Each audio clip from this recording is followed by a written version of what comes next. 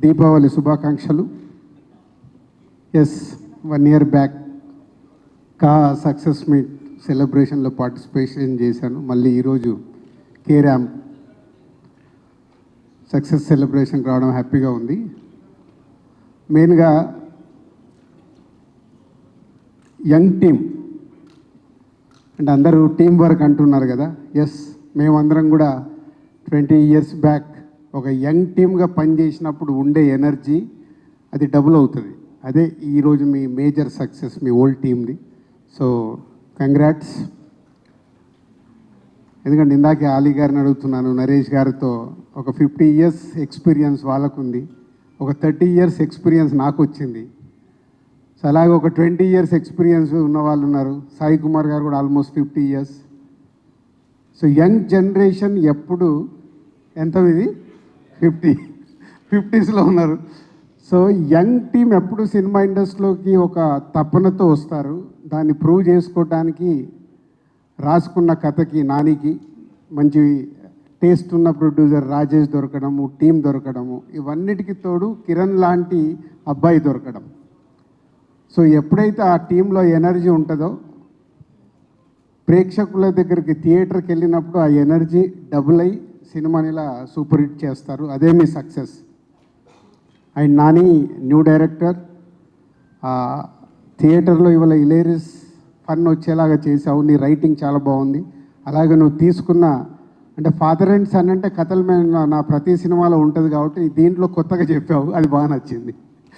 So ఒక father and son relation, mother లేకపోయినా sun ఒక మాస్, ఒక క్లాస్ హీరోని, ఒక రిచ్ హీరోని తీసుకెళ్ళి మాస్ ఏరియాలో పెట్టడం, చాలా ఇవన్నీ వర్క్ అయ్యాయి.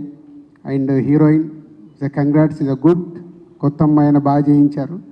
సో రాజేష్, ఓహో వెనకాల ఇంత ఉందన్నట్టు నా సినిమాలు అన్నీ 10 సార్లు 20 సార్లు చూసి ఈరోజు సక్సెస్ఫుల్ ప్రొడ్యూసర్. ఐ గుడ్ అంటే ఇన్స్పిరేషన్. ఇప్పుడు నాకు అంతే, నేను సినిమా ఫీల్డ్లోకి వచ్చినప్పుడు నాకు రామానాయుడు గారు అన్న, శ్యామ్ ప్రసాద్ రెడ్డి గారు, ఎంఎస్ రెడ్డి గారు, వీళ్ళందరినీ చూస్తే నాకు ఒక ఇన్స్పిరేషన్. అంటే నిర్మాతగా ఏదైనా మనం ఏం పార్టిసిపేషన్ చేయగలుగుతాం ఒక సక్సెస్ రావటానికి అని. ఇప్పుడు మనోడు ఉన్నాడు, మైక్ పట్టుకున్నాడంటే ఎస్కే అని వచ్చాక దుమ్ము దులిపేస్తాడు. సో ఒక రిపోర్టర్గా నా కళ్ళ ముందు నా ఆర్యా సినిమాకి ఎలా ప్రమోట్ చేద్దామని నేను తిరిగిన ఎస్కేని కూడా ఈరోజు ఒక మీరందరు నెక్స్ట్ జనరేషన్ లాగా సక్సెస్ఫుల్ ప్రొడ్యూసర్స్గా ఉండి ఇన్వాల్వ్మెంట్ ప్రొడ్యూసర్స్ మీరు అయినందుకు థ్యాంక్ యూ వెరీ మచ్. నిర్మాత ఇన్వాల్వ్ అయి తీస్తే రిజల్ట్ ఒకరోజు తప్పు జరగచ్చు, మళ్ళీ తప్పు జరగదు. సక్సెస్ఫుల్ సినిమా వస్తుంది.